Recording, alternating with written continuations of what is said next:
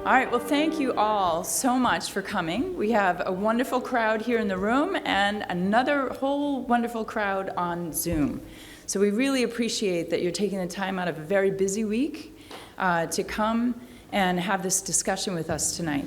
This is the fourth part of a series that the DEI Committee of the League of Women Voters, along with Concord and Carlisle Adult and Community Education, has put together with the help of many, many groups.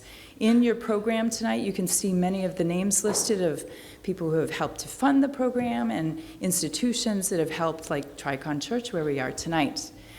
So we really are appreciative of all the efforts, and we hope that as the intention of this work is really a community effort itself. So tonight we don't have a panel, but we have a wonderful start with Professor Jacqueline Jones, who's going to summarize for us to keep us on top of what was discussed at the earlier panels. She'll give us a brief summary, and then we'll turn it over to Jay Vogt to facilitate conversation. And that's where we really want to hear from all of you and to see where do we go from here. So with that, thank you very much, and here's Jackie Jones. Thanks. Thanks, Liz. And I want to take this opportunity to thank the League of Women Voters, Concord-Carlisle, DEI Committee, and especially its hardworking co-chairs, Nancy Brown and Liz Cobbs, for bringing this series of meetings to fruition, in the process reaffirming Concord's best tradition of adult education in the form of lyceums, public libraries, and public forums and lectures. So I want to make several points here before I begin this summary. First of all, the summary will not do justice to the rich content of the 9 presentations and the discussions that followed. I do want to pay tribute to the excellent speakers, but in an effort to construct a coherent narrative, I do not identify which speaker made which points. My purpose, though, is to briefly review the material presented in these forums on history, education, and land use and housing to provide a context for the group sessions that will follow tonight. So we began our series with an appropriate acknowledgement that the Concord-Carlisle area derives its wealth from the land originally occupied by the Musketaquid and the Nipmuc peoples. We honor the indigenous peoples still connected to this land today. After contact with Europeans, native populations were decimated by displacement, disease, war, incarceration, and enslavement. We also note the codependence between Concord and the Caribbean, England's richest colony, Jamaica in particular. The extended kin of early prominent Concordians, such as the Willards, owned highly profitable sugar plantations, worked by large numbers of enslaved laborers. Massachusetts as a colony played a major role in the triangle slave trade, with merchants enslaving Africans and selling them in the Caribbean and then bringing sugar to the Bay Colony. The Musketaquid and the Nipmuc welcomed the English settlers at first, but during and in the wake of King Philip's War of 1675, many were either killed, sold to the Caribbean, or isolated and incarcerated on Deer Island in Boston Harbor. Many also died from infectious diseases such as smallpox imported by the English. By the late 17th century, the 20% who had been converted to Christianity had been confined to what were called praying towns, such as Natick and Mashpee. In the 17th and 18th centuries, people of African descent made up no more than 1% to 3% of Concord's population. Most but not all were enslaved, serving as status symbol for elites, including the clergy, those white men representing 10% of the population, most of whom had appointments from the crown. We find evidence of enslaved people in bills of sale, listing them as slaves with no names, in the same way that livestock or furniture would be listed with a price attached to them. Concord had several small black enclaves. These black Concordians sought independence for themselves, their families, and their communities via love, labor, land ownership, social justice, and schooling for their children. Some were emancipated with nothing to their name, deprived of any compensation for literally slaving their whole lives for white people. Buying land could be a pathway to freedom, but it could also enmesh families in indebtedness for generations. Many whites considered even freed blacks outcasts because of their poverty and their heritage of slavery. At the same time, these larger themes of displacement, enslavement, and forced migration should not blind us to the stories of individuals who struggled to claim for themselves a measure of the liberty that formed an integral part of the white colonists' claim to independence from the crown. These stories remind us that Black Concordians sought to live lives of dignity on their own terms. John Jack and his wife Violet, Peter Robbins and Fatima, Jack Garrison and Susan fell in love, married, and worked hard to support their families. Here is Caesar, a Revolutionary War veteran whose contribution to the founding of the new nation, along with that of other Black soldiers, is missing from the monuments to the patriots. Here is Susan Robbins, an anti-slavery activist, and Ellen Garrison, a teacher of the Southern freed people. Garrison challenged segregation at a Maryland train station in 1866 to test the nation's first Civil Rights Act. Today, the Robbins House seeks to tell the stories of early Black residents as three-dimensional people struggling to find their own pathways to independence. Let's turn now to what we today consider the intertwined concepts of diversity, equity, and inclusion. In the colonial period and through the 19th century, many whites in this region saw these as separate and not complementary values. The Puritans accepted Indians and people of African descent only to the extent that they had converted to Christianity. Further, the Puritans shunned the values of equity and equality.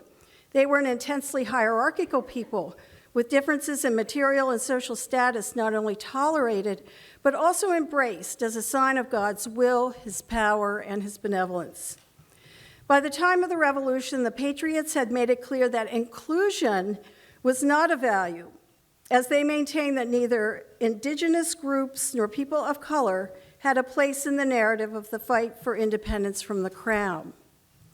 In contrast, 19th century transcendentalists believed that everyone possessed a divine spirit, one that ran through all humankind, but also through nature. They challenged the exclusionary and hierarchical values of the majority of the population, but the transcendentalist views were not widely popular at this time.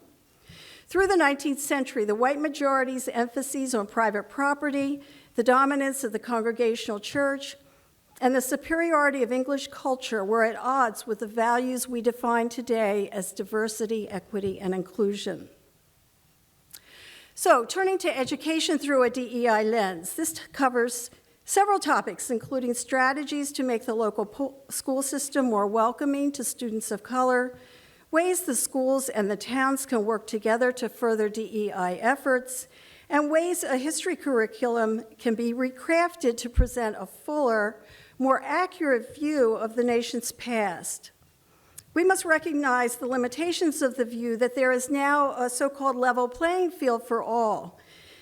Certainly, demographic and economic realities today remind us that historic injustices and inequalities are often perpetuated regardless of the so-called colorblind nature of the law. Today, over 80 nationalities are represented in the Concord public school system K through 12.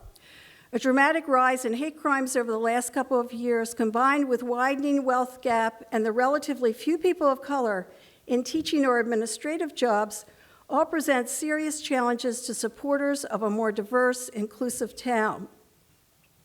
The public schools are following a 5-year strategic plan that calls for implementing professional development for teachers, addressing the school culture, creating a culturally inclusive curriculum, engaging pupils and their families in the schools, recruiting, mentoring, and retaining faculty of color.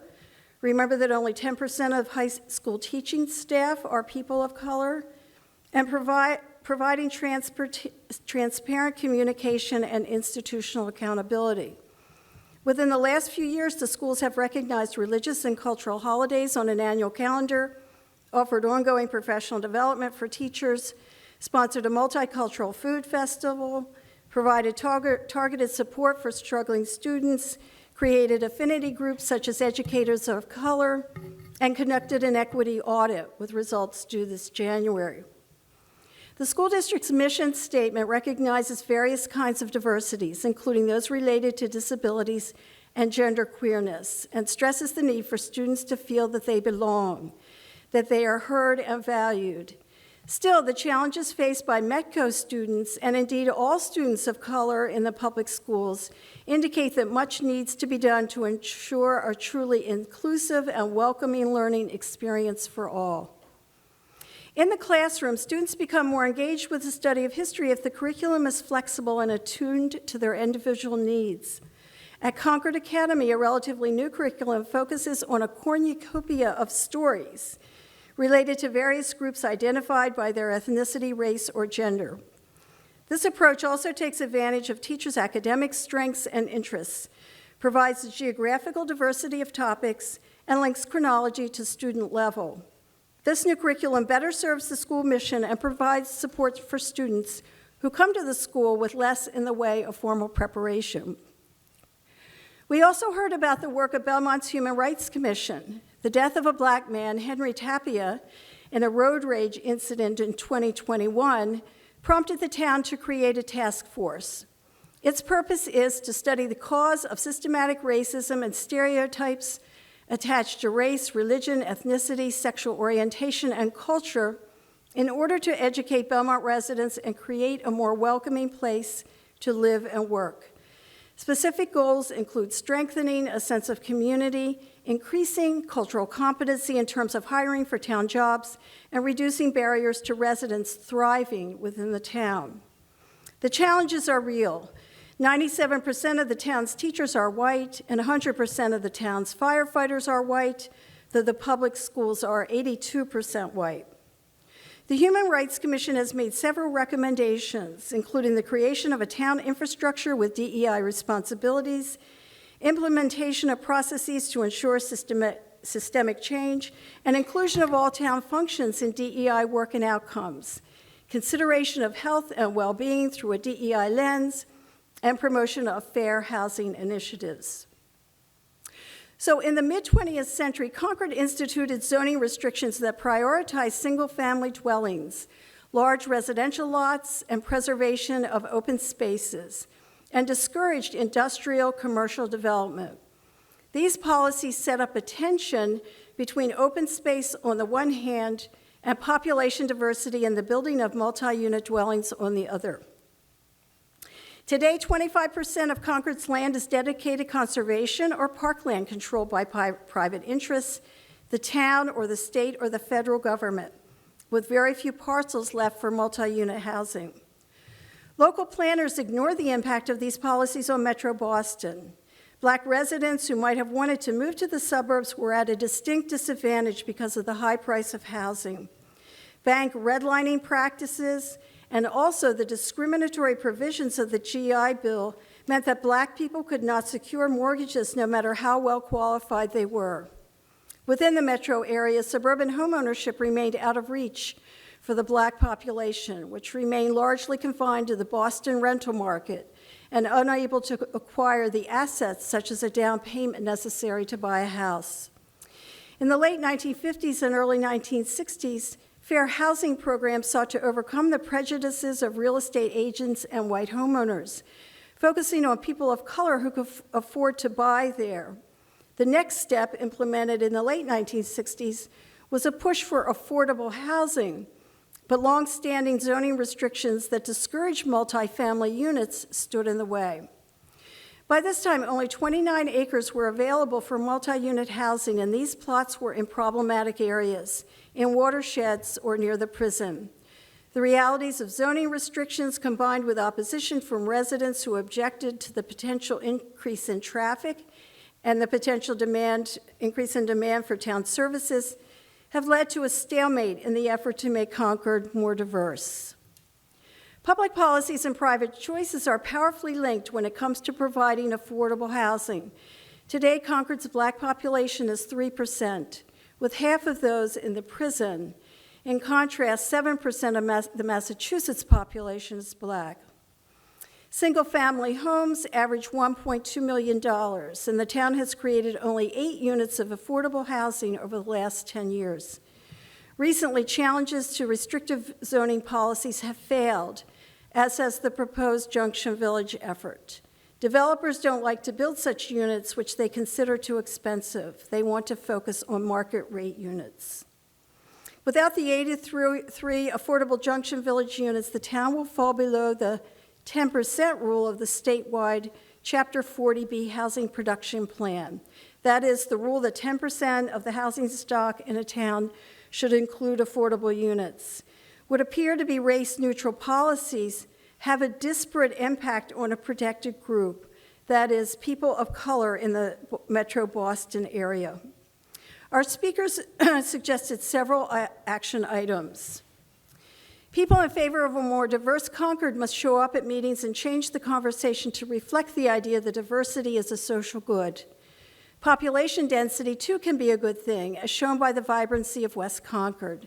Considering Concord's aging population, we should encourage families to move to the town. Urge the Select Board to work with the DEI Commission, listen to diverse voices in town, and implement changes to the zoning laws that restrict the placement of affordable units. Provide input to the town's housing production plan.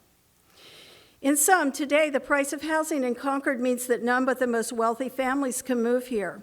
We are hostage to zoning policies formulated in the 1950s and 60s, policies meant to limit housing in Concord to single-family dwellings and large lots. These factors shape housing not only in the western suburbs, but in metropolitan Boston as well. Despite its unique place in the annals of American history, in the annals of American literary and religious life, today Concord is like other Boston western suburban towns that are part of a larger region-wide system of racial segregation. Historically, the forces that have discouraged town diversity were not natural or inevitable, but rather the result of years of institution building, political action or inaction, and individual decision-making. Therefore, institution building, political action, and individual decision-making can reverse these town traditions, but only with robust public support. Our speakers also reminded us that there are upcoming town meetings on January 19th, 2023, a special meeting, and on April 30, 2023, that's the annual meeting of the town. Now is the time to shape Concord's future. So that's a flying leap through Concord's 400 years of history. Now I would like to welcome Jay Vogt.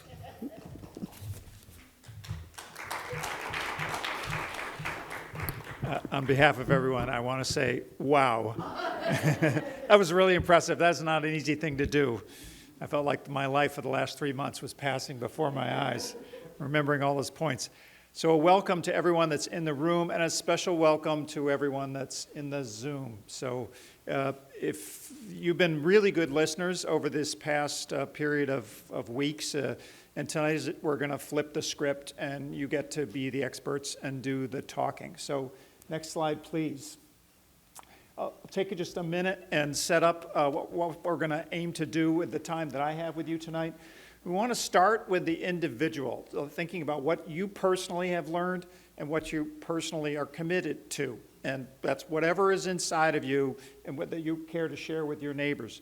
And that's a bridge to the conversations we'll have collectively about what we think needs to happen, as in the recommendations that the Belmont groups were working on that we heard about in the second evening. Next slide, please. And in terms of how we're going to use our time tonight. I'm sorry? Is there any way to enlarge the print? Not at this point, sorry. But I am speaking to it.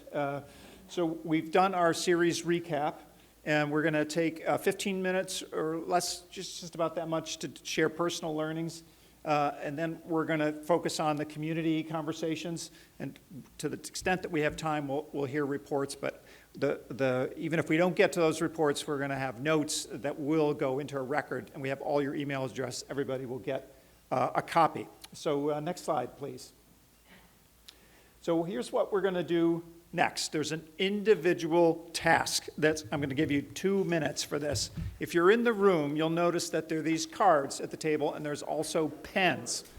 And so This is for any of you that are introverts, and you extroverts want a chance to just collect your thoughts. And if you're in the Zoom world, you can just do this on your own. It's a prelude to a group activity, but this is all to be done solo on your own. So what is one thing, you can list several, but what's one thing you'd be willing to share with your neighbors about what you've learned from all these wonderful evenings, especially as recapped by Jackie?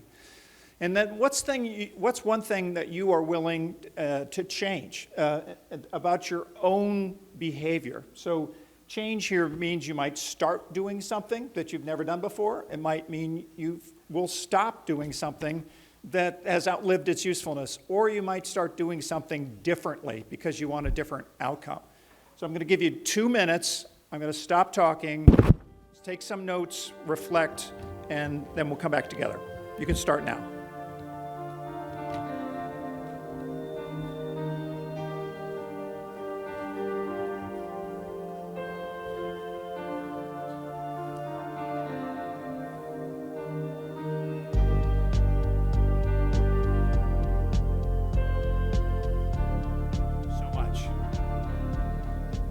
So folks in Zoom land, don't worry, you're going to have a chance to get into groups in just a minute. What we're going to do next is a group task. The first of 2 group tasks we'll be doing tonight. I'm going to ask you at your tables to have one person pick a volunteer to be the timekeeper to let folks know how much time is elapsed, because this is going to be a timed activity. And here's the instructions. I want you to share your name. That shouldn't be too hard. How long you've lived in Concord or Carlisle, or how long you've worked here. And then one thing that you're willing to share that you've learned from this experience. And also something you'll change in your own behavior as a result of your learning. And we're going to give you 2 minutes for each person, about 12 minutes for each group. And if you've got a question about the process, raise your hand. Otherwise, you could begin now. So pick a timekeeper who can tell you when 2 minutes is up so one person doesn't speak the whole time.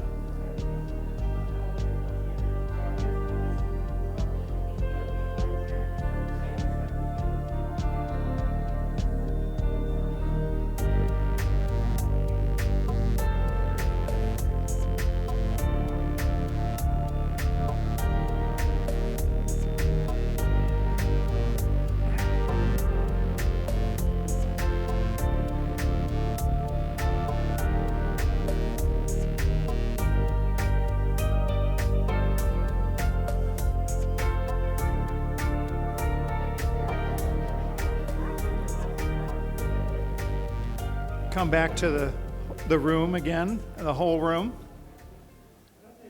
Beautiful. So I just want to acknowledge for any of you who identified a change that you're committed to, that this is something that you can be fully accountable for. And the collective action we're going to be talking about tonight, we're going to try to influence others, but you're in control of your own choices. So good for you. Next slide, please. So we're going to set up the heart of the evening, and I'm going to ask you to organize yourselves at your groups so that we can be very effective. And the slide that won't come up tells you the roles that I'd like you to play at your table. So let me describe them, since you can't read this anyway. And I'm going to give you a minute to figure this out. Okay, great. So I need, even though these are groups of 6, we want to be very productive in the time we have. So we're going to ask you to play these roles. It helps me do my job. So the first job is somebody to be a facilitator. That means you keep on task and you don't go let the group wander off task. It also makes sure that you let everybody be heard. Okay, so that's it. It's a little bit of process, a little bit of task. That's a facilitator. We need a recorder. If you're in the room, it's going to look like this. You're going to see one of these tabletop easels, and on the table are markers, and you're going to write stuff on the page that'll be a record for the future. If you're in Zoom land, somebody's going to have a computer that they can take, a laptop they can take some notes on. That's really important. The timekeeper, I'm going to give you 30 minutes for this task, and so that timekeeper can say, All right, we've used half our time, 10 minutes left, 5 minutes left. They're calling us back in 2 minutes, that kind of thing, just to keep everybody focused. And then time permitting, if someone wanted to, we have the time, you could report kind of some of the ideas that came up. So those are the roles I need every table in the room and every breakout group in Zoom to assign. I'm going to give you 60 seconds right now to figure out who's going to play what role. You can do that now. Now, some of you are eager to get onto the task, and it's a good thing to know what it is. So this is going to be a little bit of setup. I'm going to show you a couple slides to do this. So the core question for your 30 minutes of discussion is, how can we make Concord and Carlisle more welcoming? That's the core question. And more welcoming is kind of a proxy for DEI, which is more diverse, more equitable, more inclusive. It's a kind of a shorthand for that. So think of those two meaning more or less the same thing. The recorder's going to be writing down ideas, trying to keep up with people's thinking, both recommendations and recipients. I'm going to explain what I mean by recipients in a minute. And so in the beginning can be a little bit like a brainstorm. And just get folks talking. But at some point in the 30 minutes, facilitator, maybe like 20 minutes in, you should shift to what are our best ideas. And look for the top 3 to 5. In the notes, you might have 20 ideas, and you can send them all to us. But we're really interested in your top 3 to 5. The timekeeper lets you know how much time you have left. The reporter would share this. So that's the task. Now let me give you a little bit of background. Next slide, please. What do we mean by recipients? Well, I said you were responsible for your own actions. Great. But we want to make recommendations to larger bodies that have authorities to make certain things happen. For example, beautiful new paper, the Concord Bridge. You could say, hey, you should write an article about this topic. Or this group, the League of Women Voters, has a DEI committee. You could make a recommendation. Somebody came up with the idea of doing this series. It was an idea. So you could suggest, what's the next thing? The Concord DEI Commission, we have a co-chair here this evening. We can make a recommendation to them. Here's something you could suggest to the town. The school committee, we heard people from the school speak, the Human Rights Council, the Concord Housing Authority. I was on the library committee for 6 years. The library is the heart of the town. You could make a recommendation to the library committee to have certain kinds of books or to have certain kinds of events. See where I'm going with this? Yeah, so an action, but then someone that has the authority to make that happen, so it becomes a recommendation. So that's the idea about recipients. Next slide. So when you're finished, I'm picturing you'll have a series of recommendations with somebody that you're kind of making a handoff to. And the League of Women Voters has agreed to go around and share these ideas with those parties. So that will happen. So to the League of Women Voters, research this. To the DEI Commission, we think you should recommend this. To the schools, maybe you could try this. To the editor of the Concord Bridge, why don't you write about this? Something like that. Next slide, please. Now, for your conversations at your groups, it helps if there's a lot of people in this room, but it's also just helpful for people to feel heard if one person is speaking at a time. I want to encourage you to speak up. Don't be shy, but also speak briefly. Leave time for others to speak. And you can advocate for your point of view. That's wonderful, but balance it with some inquiry, drawing out the views of others. We're a community. Let's be civil. Let's have fun. Let's get some stuff done. So those are the norms. One more slide before I let you loose. It's just a recap of the task. The core question is, how can we make Concord and Carlisle more welcoming? There's going to be 6 groups in this room, and I think 3 or 4 groups in Zoomland, all having the same conversation. Recorders, try to keep up with them. Facilitators, at some point, turn a corner and pick your 3 to 5 best ideas. For every idea, have a recipient. Timekeepers, you got 30 minutes, and you can start now.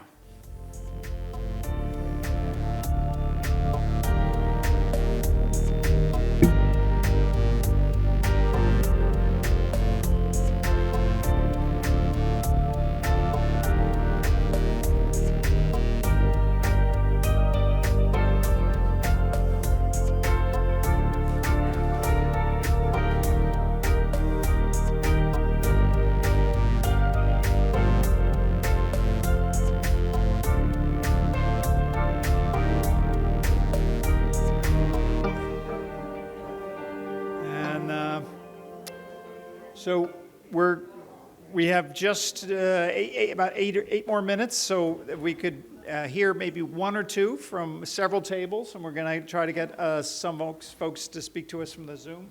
Which of the 6 tables here are so excited? I can't wait. Okay.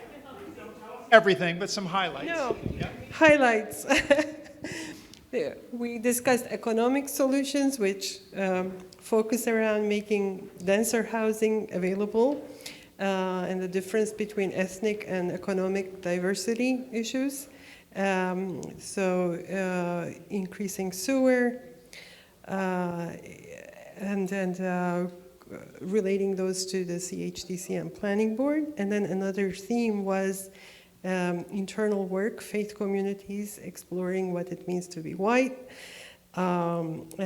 exploring music, transcendentalism, nature, truthfulness as uniting forces. And another point was to fund the DEI Commission better to do its work. And speaking up and truthfulness and economic solutions are the highlights. Thank you. A little acknowledgement, folks. Hey, look who's joining us here from Zoomland. Is there one of you who would be willing to give us a quick report? I think you... Yep, you have a hand up. Yeah, hand up, this gentleman here. Yep. Is that me? Okay. Hi, Stuart, and I had a great group. We hit on some of our key topics were land conservation, the extent to which it can become exclusionary. We had a number of suggestions for being more creative and creating affordable housing in some portions of open space, especially around near the train station and parcels like that.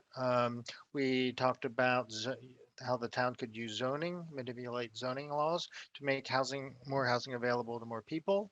We talked about how we have an opportunity with the 250th anniversary commemorations to both get more people from metropolitan areas into Concord, but also to commemorate the histories of and backgrounds of more diverse peoples who have been in the land, from the Minuteman Park, emphasizing indigenous histories, to really telling the stories of non-white participants in our history as well.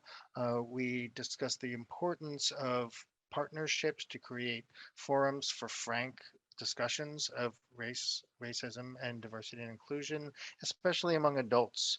Our schools, may have more support for discussing diversity and building some infrastructure in with teaching, but adult Concordians also need those opportunities to speak frankly. And I think that was the high points of our discussion. Thank you so much. Someone, we'll try to get as many as we can. We'll get someone else in the room. Thank you. Oh, sorry. Our group really started with that question of how we can make Concord more diverse. All those qualities, right? And really to start that conversation, we just started telling stories of experiences we've all had here. And we've had some very honest conversations about Concord as a racist town, and very concrete examples of how in people's daily life this has affected them, whether it's, and we see it played out in the schools. We've seen it play out in our police force. We've seen it play out in how we're treated by folks that work in the town. We're treated by our neighbors. So those are the stories we shared, and they were important to get out, because I think to the Zoom speaker who just spoke, he talked about we need to find authentic ways for Concordians and adults to have these open and honest conversations, because we're not going to get any better as a town until we admit we have a problem, and until there's urgency about these issues. So that was really where our conversation led, and we came up with maybe some beginning thoughts of whether it's more research, whether it's actually finding ways to address these in settings like this. And maybe we need to get some of these stories out there, because we feel a lot of folks in Concord would really care if they actually knew what some of our residents are suffering, and the things that have been said to them, and the way they've been treated in settings you would not believe. And we feel if we can, that could be a very concrete thing, to find a way to share these stories, to create urgency, to get more people off the dime. Because until we get off the dime, this place ain't going to get any better.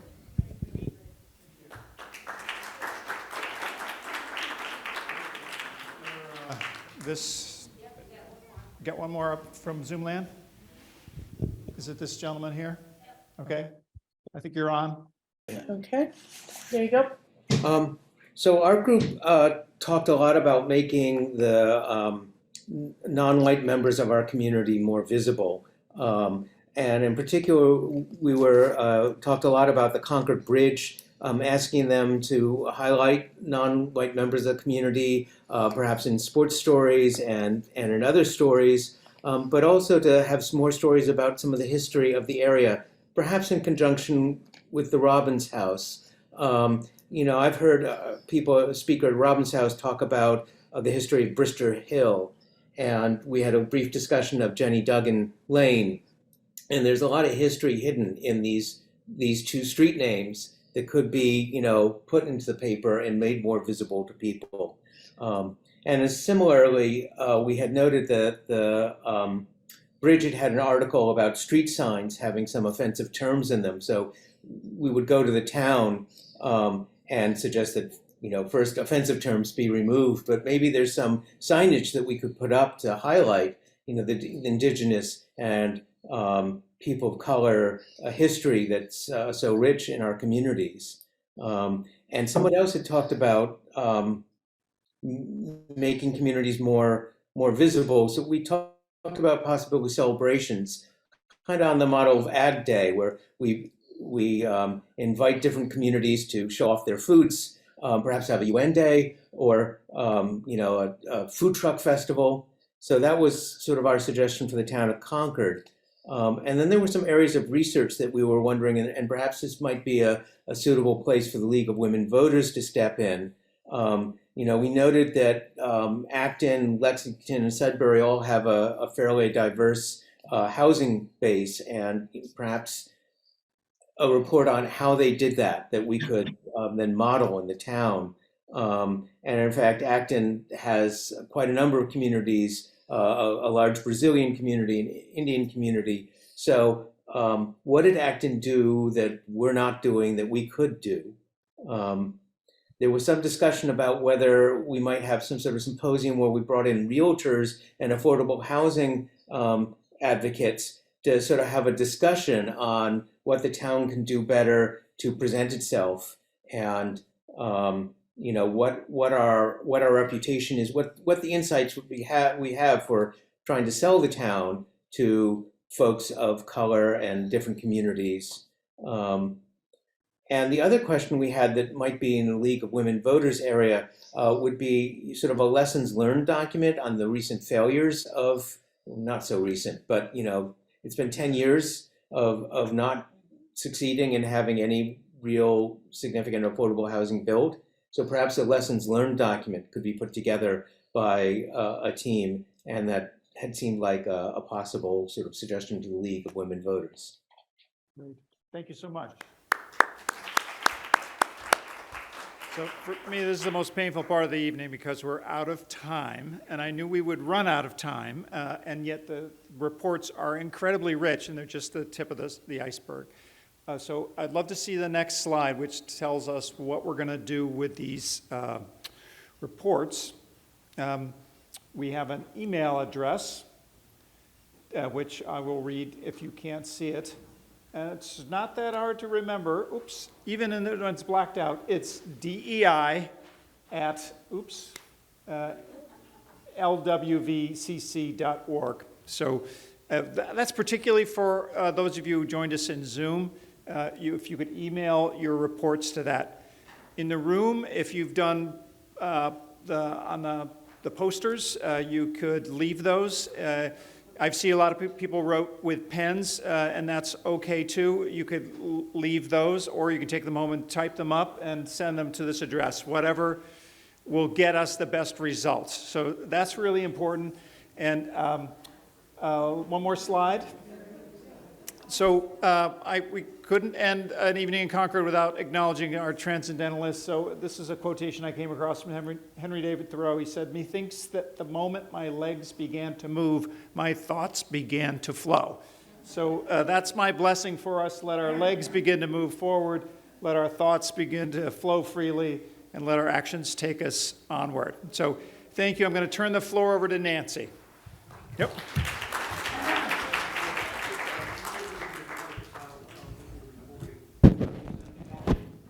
Thank you very much. I think this has been an exciting evening. I am looking forward to getting all the reports, and we will share them with all of you. And then we will figure out how we go forward. But there's clearly a great deal of work to be done. I also want to mention that the DEI Commission is going to be sending out a survey. And tell me again what the code is. The QR code will come in an email to all of you, thanks to the DEI Commission, so you can have a link right into this survey. This is going to be a very important survey, which will help the Commission with their work, which is very integral to making progress. But I want to thank you once again, all of you, for all the ideas you come up with.